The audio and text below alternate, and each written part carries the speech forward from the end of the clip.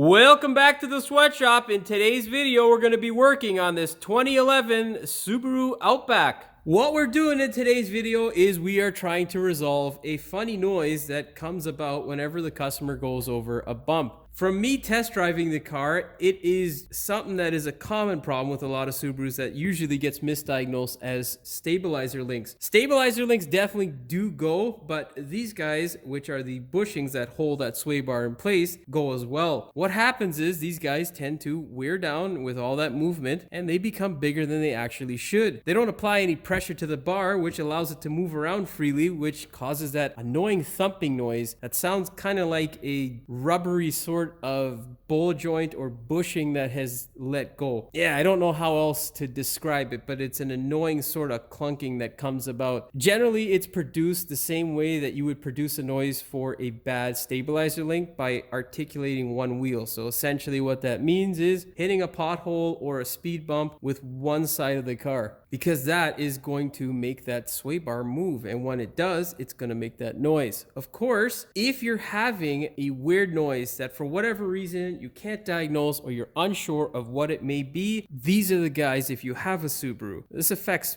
the majority of Subarus out there, really. So essentially any car that has a sway bar that is secured by rubber bushings will have this potential issue. Most Subarus develop this issue a little bit earlier on because the suspension tends to articulate more than a lot of other cars. If you do have a weird noise, I definitely suggest looking at this.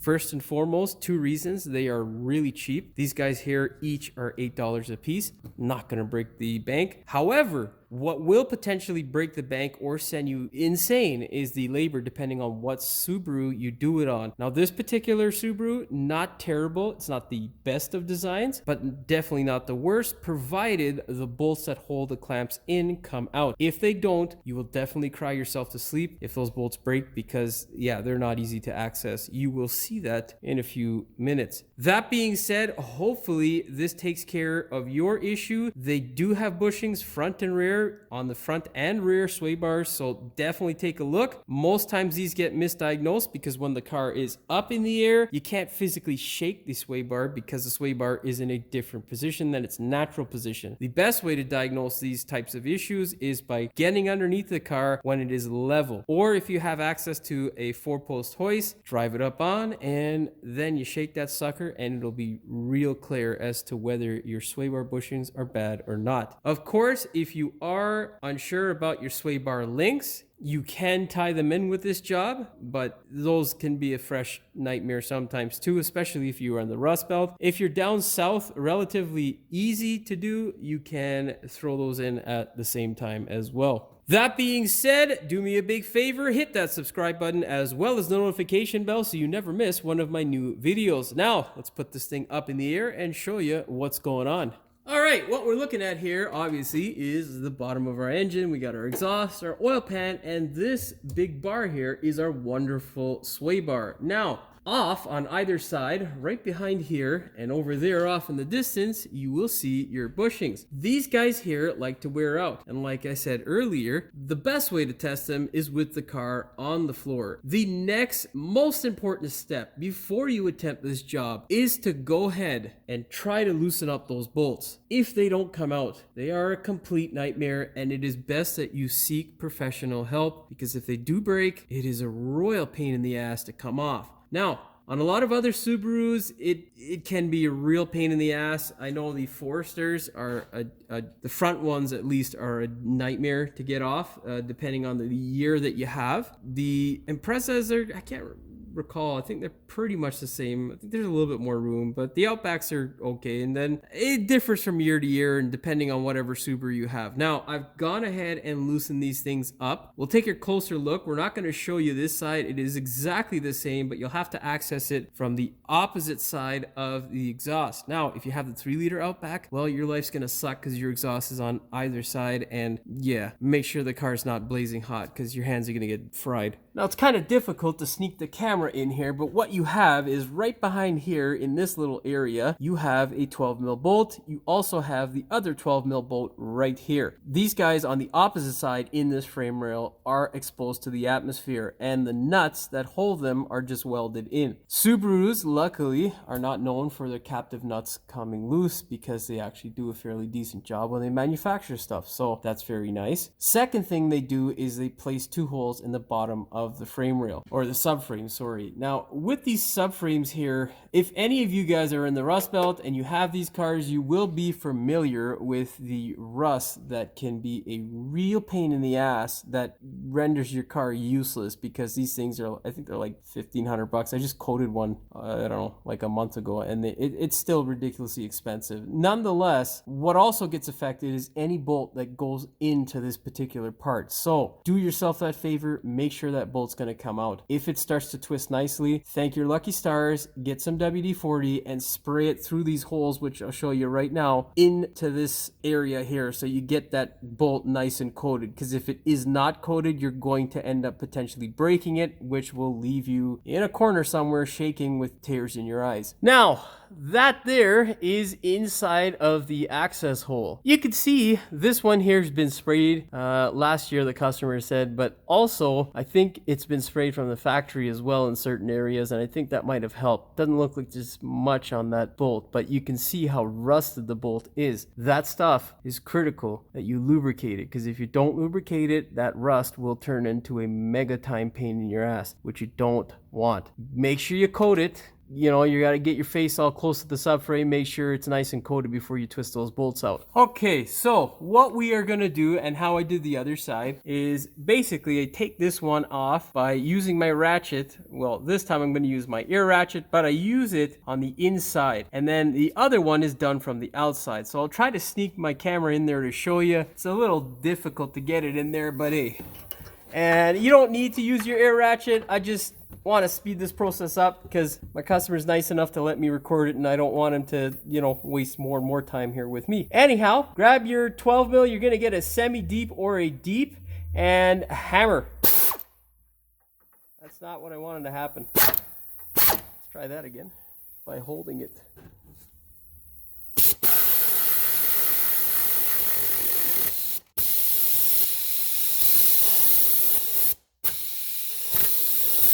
Okay, now you can see there, it's nice and tight. So we're gonna get our wonderful WD, give her a nice spurt, send her back down. Now we're gonna do the up and down game until she's nice and loose to come out of there without me having to ratchet the crap out of it.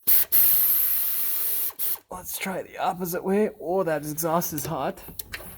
Okay, well, let's spray some more fun WD-40 on her.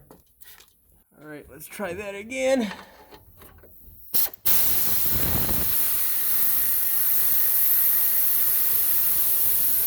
And there you go. Now, as many times as you need to do that process, do it. Because if, like I say, this guy gets broken off in there, well, life's gonna suck. And you can see how hot it gets, because it essentially, it just melts away the WD-40, or helps it evaporate, because it doesn't actually melt, Jimmy. It evaporates.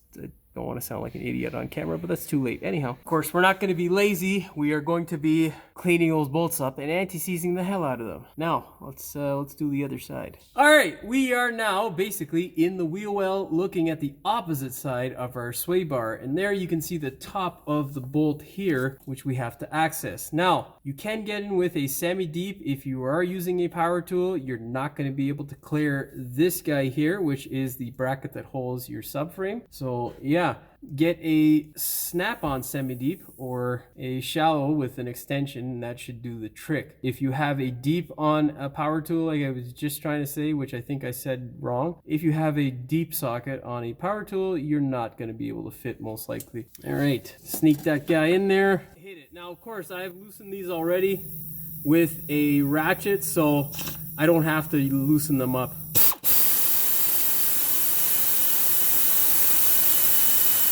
That's That's what we want to happen all the time. Now, I'll put this thing back up and I'll show you how to pry off those metal brackets and slip off those wonderful sway bar bushings. On the Outback, these brackets come off relatively easy provided they're not rusted to hell. Grab yourself a small pry bar and simply just lift off. Now, that doesn't mean just because they slide off, they are any good. Most importantly, you gotta look at the condition. Now, I'm gonna show you on the bench what to look for. Of course, before we do that, you're gonna lift your sway bar up. You're gonna peel this guy out. Now don't push the sway bar up too high because of course your wonderful oil pan and subframe's all there. Oh, mine doesn't want to come forward a bit. There we go. Now just slide this guy off. That's all you gotta do. All right, don't touch that. It's a stopper to make sure that your sway bar doesn't walk right to left. Now we'll show you what the difference is between this guy here and the old one.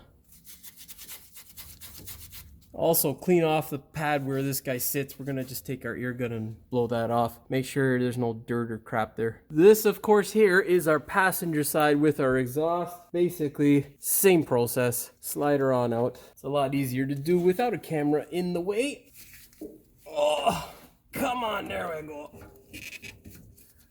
There we go. Now, I'm gonna get my nice blower and just blow those surfaces off, and then I'll take you over to the bench and show you what the deal is. On the bench, there are a few things to go over. Commonly, what happens, I find this more on the rare clamps, they tend to rot out. They get really rusty, and you gotta inspect them to make sure they are not going to rot away. You don't wanna clamp these things down with that new bushing and then have them crumble on you. So inspect them, make sure they are in good condition, and then of course you can reuse them. I don't suggest putting any sort of grease or anything like that. If you want, you can paint the inside here to kind of slow it down from rusting. Not gonna really make much of a difference, so not overly concerned with that. Now, the next thing here I want to show you to drive home the point, may be hard to see on camera, but this guy here is considerably bigger. So our new bushings here sit at a wonderful, I'd say 22, yeah, about 22 millimeters here. You want to make sure, of course, that you're holding that split together. Well, let's do the same thing on our old joint here. And you can see there, we have got 24.2. So that's a 2 millimeter difference. So it shows you that it is something that can really make a difference. The other thing that wears away is on the outside here, rubber will slowly degrade. And of course, the harder these guys get, these are still fairly soft, but here's a perfect example. You can see here, it's coming apart at the top. Whereas of course, these guys are still solid because they're brand new. Anyhow, long story short, replace these guys if you have a funny noise.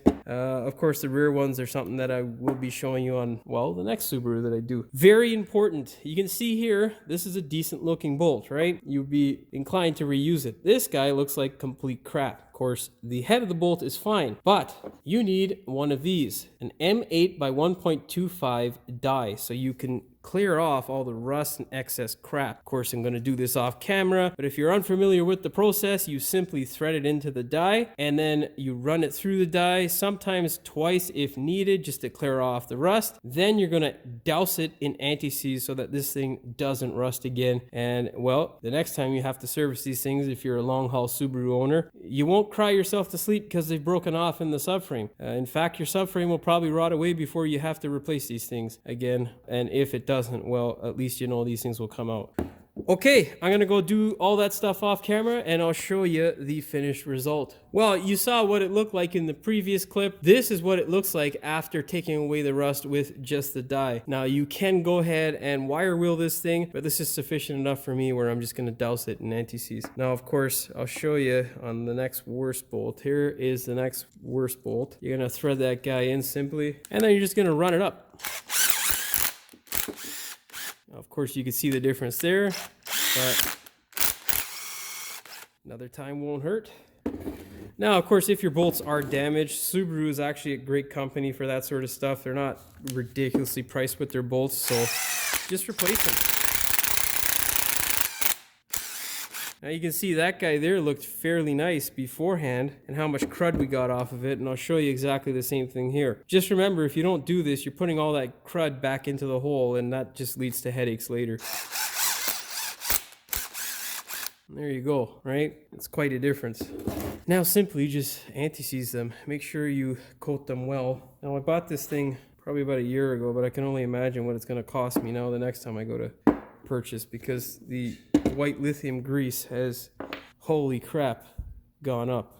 It's stupidly expensive. Anyhow, you're gonna just kind of put it on like that and then flick it back and forth to make sure you work it into the passageway of the thread on the bolt, because that way you ensure that you have good coverage and the stupid thing doesn't ever seize again. I mean, these little steps here, most people don't do them, and that's because, well, most guys are flat rate. In essence, I'm flat rate as well, but my customers care about their cars, and shit, I know that I'm going to be servicing them for probably the rest of their lives, the cars themselves, so why not make my job and the customer's job easier, right? I mean, it's only logical to me. So hopefully your mechanic, if you do have one, thinks like this, and I know for sure if you're watching my videos, you do think like this, because hey, less headache and less work means more money in your pocket. Yeah, and it's the complete opposite. The more stuff I gotta deal with and the more shit I gotta shovel, so to speak, is the more money you have to fork out. So in essence, take care of your car. It'll benefit you in the long run. Okay, I'm gonna go finish those 2 other bolts and we'll put everything back together. Okay, a few more things before we head over to the car. There is a front and back direction. This is of course pointing towards the front. You wanna make sure you put this bracket in exactly how it is intended, because otherwise you're going to drive yourself nuts trying to get everything in. As for these guys here, there is no front and back. You're good to go. You can also see there is a powdery sort of substance or coating. That there is what you need in terms of lubricity. Do not put grease or any sort of anti-seize in this bushing. It will help wear it out prematurely and expand it, which you don't want. Subaru part number for the bushing itself is as follows, or well, right there, because I'm not planning on reading it out. Yeah, I wouldn't bother with the aftermarket stuff, although they pretty much are the same. You just go ahead and get the Subaru stuff. It's good stuff. It lasts, and yeah. If you are doing your stabilizer links, one thing I would definitely say is do not get a joint from, well, don't get a joint from Moog, because usually they are a serviceable joint, and what that means is it has a grease nipple on it. I have put those joints on in the past. They do come with a lifetime warranty, but they are so annoyingly shit. They tend to dry out and they will make noise. The boots do rupture, and you know what? There's only so many times you really want to replace something under warranty before you're just like, screw it, I'll get a non-serviceable joint, which is the way I suggest you go. Any quality non-serviceable joint, either Subaru or 3.5, will do the trick. There are other brands out there as well. Just my suggestion is not to get a joint with a grease nipple, which is a serviceable joint. You will regret it, believe me. Okay. That's enough rambling. Let's walk over to the car and get some stuff done. Of course, once you've cleaned off this surface here and you don't have any dirt because you don't want it to collect inside your bushing, you can go ahead and slide your bushing on. What you'll need to do is slide it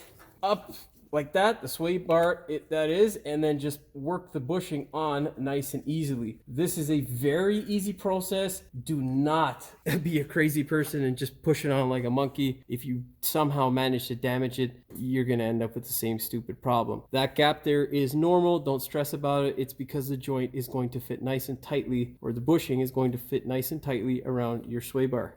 This, of course, is a view from the opposite side. What you're going to do is exactly the same process. Just slide it on in, try to collect no dirt. And now, with both bushings in, all you're going to do is try to put it back into place. Just like so. Let's see if we got this side to line up. Now you can see the way that I have to put pressure to move my sway bar, that my joints are actually in good condition. That's a good way that you can tell that you have some life left in your stabilizer links. Of course, if they are super loose, well, maybe it might be a good time to go ahead and replace them. Now, let's go ahead and get our bracket. Don't forget the arrow stands for front. Slip that guy over. Okay, and then what you're gonna do is get your bolts and thread them in by hand. And then what you're going to do when tightening them up is you're going to go on either side. You're going to slowly turn it down. So like 2 turns per side should be sufficient. And then as it gets tighter, 1 turn, just to make sure you are putting equal pressure on the bushing. If you clamp it down with one side completely and then do the other side, what might end up happening is you might chew away at the bushing, which is what you don't want to do. So take your time.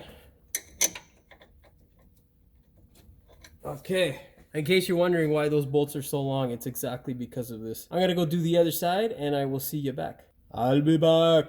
All right, go ahead, grab yourself a ratchet and 12 mil, and what you're gonna do is just run them down equally on either side.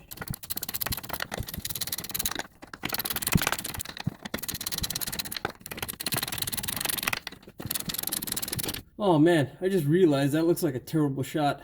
Ah well, okay.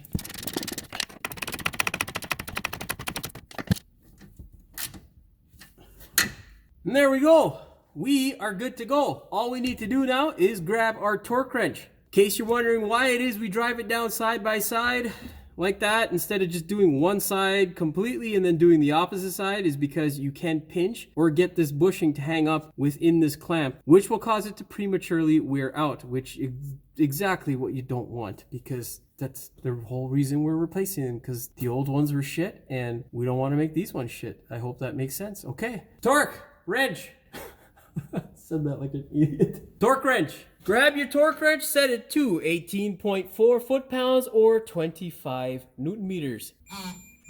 That's it. We are good to go. The last step, of course, is to take this thing for a test drive. Of course, before you put it down, you can go ahead and give this thing a shake. You should not be able to shake it. If you can, you have the wrong bushings or you screwed something up somehow. At that point, I guess I would suggest rewatching the video, and well, hopefully it all works out and you figure out the mistake. Or maybe just put the tools down and take it to a professional, because this is a really easy job. Anyhow, let's put this thing down, do my ending, and we'll take it for a test drive. Well, I'm going to take it for a test drive and it'll be fine. Bye-bye now. That is pretty much all she wrote for this one. All you got to do is take this thing for a test drive and make sure that funny noise is gone. If it isn't, well, check out some of my other videos to see what other solutions may be there for your suspension problems. Of course, that being said, hopefully you found the video entertaining as well as informative. If you did, please like, share, and subscribe. Don't forget to hit the notification bell so you never miss any of my new videos. And as always, thanks for watching. We will see you in the next one. They don't apply any,